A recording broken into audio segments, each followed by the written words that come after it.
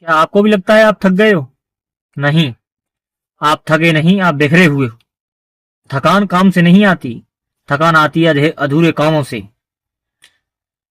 आपने 10 प्लान शुरू किए, पूरा एक भी नहीं हुआ। दिमाग में 50 सपने, हाथ में कोई एक्शन नहीं। तुम हर दिन कुछ नया सोचते हो, लेकिन कुछ पूरा नहीं कर पाते। इसलिए सिर्फ आत्मविश्वास गिरता जा रहा है।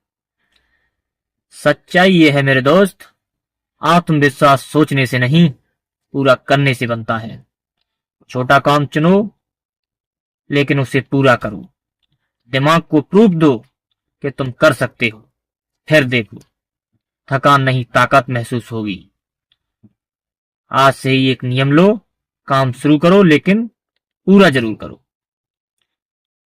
बात सही लगी हो तो कमेंट में अपनी राय जरूर दीजिएगा।